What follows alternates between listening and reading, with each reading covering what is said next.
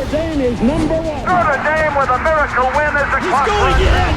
Notre Dame has scored. Michigan's always a tough game. I mean, you know it's going to be a hard-fought, physical matchup. I always gauge games based on that first hit.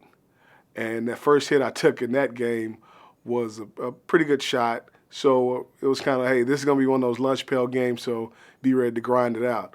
Reggie Brooks moving into his own. He switched numbers. He was 41 a year ago, now 40, the same number worn by his brother Tony last year, and the same number worn by their dad Raymond at Booker T. Washington in Tulsa. That is Brooks' favorite play. He countered. Here's the option. Brooks on the pitch. Hit. Brooks through. Brooks! Touchdown! I don't remember the play initially. I only remember what I saw on the film the next day. It looked to me like Reggie Brooks may have been knocked unconscious for a moment right at the goal line. One of the most spectacular runs you are ever going to see. Just a basic read option, the free safety, which was Corn Brown, and he was coming downhill pretty quick. And I'm just thinking, man, when Rick pitches me the ball, or if he pitches me the ball, well, it really wasn't if. He's going to pitch the ball because Rick wasn't big on getting hit. So I knew he was going to pitch the ball, but I'm thinking I'm going to have to make a few guys miss. You know, you got to make at least one guy miss. That's my job. That's my responsibility, to at least make one guy miss.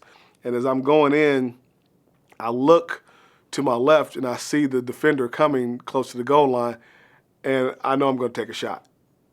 You know, watching the film, it's like, oh, wow, that's not going to be fun. So literally got hit, out, on my feet. And what was weird is that I actually changed the ball, which had to be some unconscious deal because you always keep the ball away from the defender. So I actually exchanged the ball with my outside arm, and I was unconscious doing it. So, you know, maybe all those drills from Coach Mosley and Coach Holtz kind of sunk in that, hey, you protect this football at all costs.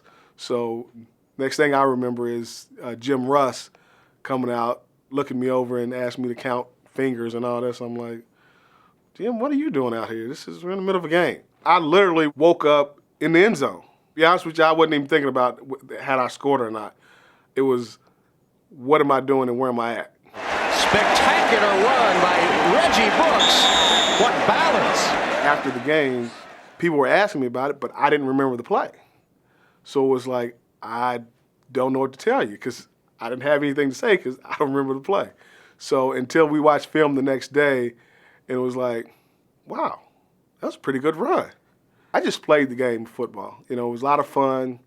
Loved playing for Notre Dame. And that was just one of those things where, you know, years later, it kind of registers. That was a fairly significant play in the history here of the university. I really didn't have a real understanding of the impact of the play until sometime later.